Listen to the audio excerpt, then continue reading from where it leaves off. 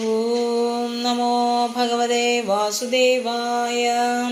യത്രേ may സദസദ്രൂപേ തദിഷിദ്ധേ സുസംവിദ അവിദ്യയാത്മനി കൃതേ ഇതീതൽ ബ്രഹ്മദർശനം.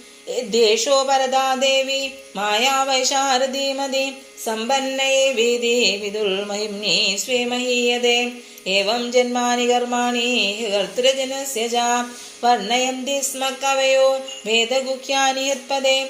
സാ വാ ഇദം വിശ്വമോഖലീലാ സൃജത്യവത്യത്തി ന സംജതേസ്മിൻ. ഭൂതേഷു ചാന്തർഹിതാത്മതന്ത്രഃ ഷ്വാഢ്വർഗികം ജിഘ്നതി ഷഡ്ഗുണേശ.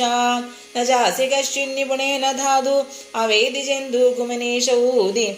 നാമാനി രൂപാണി മനോജവോഭി സന്തന്നതോ നടചര്യാമി വാജ്ഞഃ.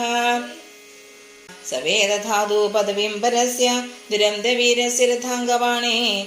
യോ മായയാ സന്തതയാനുവൃത്യ ഭജേത തത്പാദസരോജഗന്ധം. അഥേഹധന്യാ ഭഗവന്തൈത്തം യദ്വാസുദേവേ അഖിലലോകനാഥേ കുർവന്തി സർവാത്മകമാത്മഭാവം നയത്ര ഭൂയാ പരിവർത്ത ഉഗ്ര. ഇദം ഭാഗവതം നാമ പുരാണം ബ്രഹ്മസംഹിതം ഉത്തമശ്ലോകചരിതം ചകാര ഭഗവാൻ ഋഷി നിശ്ചേസായ ലോകസ്യ ധന്യം സുസ്ഥീനം മഹത് തൈദം ഗ്രാഹയാമാസ സുതമാത്മവദാംബരം.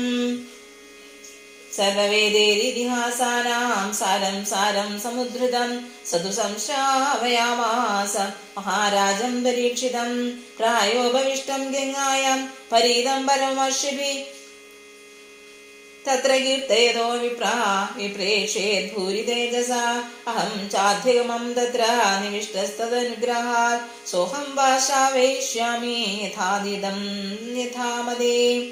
കൃഷ്ണേ സ്വധാമോ ഭഗതേ ധർമ്മജ്ഞാനാദിഭിः സഹ കലോ നഷ്ടദൃശാമീഷ പുരാണാർക്കോ ഓധുനോദിത. ഇതി ശ്രീമദ്ഭാഗവതേ മഹാപുരാണേ പ്രഥമസ്കന്ധേ രമേഷ്യോപാഖ്യാനേ തൃതീയോധ്യായഃ. സർവത്ര ഗോവിന്ദനാമ സങ്കീർത്തനം. ഗോവിന്ദ ഗോവിന്ദ. ഹരി ഓം.